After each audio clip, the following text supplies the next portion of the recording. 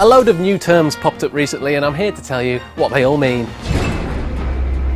So recently the government said it was going to address the problem of zombie enterprises. I mean, can you imagine? Can you imagine what even goes on inside these enterprises? It's like The Walking Dead or the Umbrella Corporation, but a Chinese version. And they literally turn people into zombies and they roam free, just doing what they want. No, Stu, that's not what a zombie enterprise is. Read this. Zombie enterprises are those that lose money but can borrow at a price below the market rate. The more money they lose, the more they can borrow. Carry on.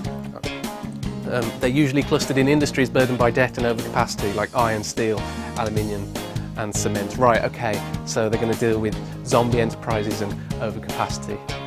Not actually zombies? No. Sure.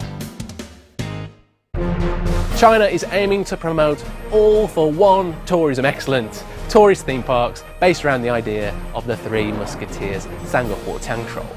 It's bound to be a winner. All for one and one for all. No, Stu.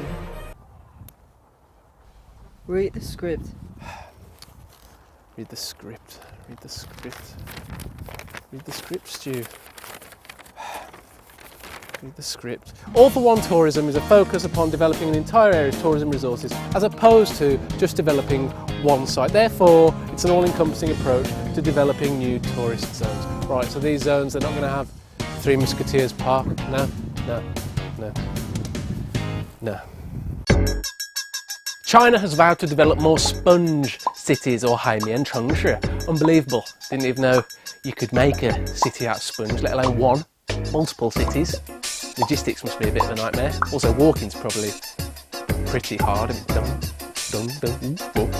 No, Stu. Read. Sponge city is a term for a city which is part of a project that aims to use the full potential of rainwater. Right. By setting up systems to store it and purify it, thus addressing the problem of a growing lack of potable water in many Chinese cities. I mean, you obviously knew that, not div. China's premier recently said, 坚持住房的居住属性, which as we all know means housing is for people to live in. Obviously, what else am I going to do in my own house? It's not like I'm going to go for a swim, am I? Or I'm not going to go for a run. It's not enough room. I'm not going to play badminton. I'll break things. Or I'm not going to kick a shuttlecock with feathers attached to it, am I? No. Obviously, they're for living in. Obviously. Read this.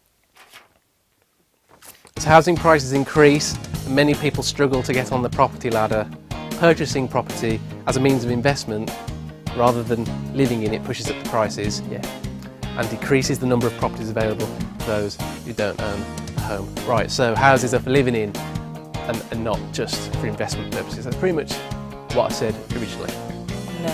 No, he didn't. No. That lose money but can borrow 三个火枪手. Oh, it's gonna be so fake. Dun, dun, dun. Say no, Stu. Yeah. What should I do then? Sugar. Sugar! Whoa! Dun, dun, dun, dun.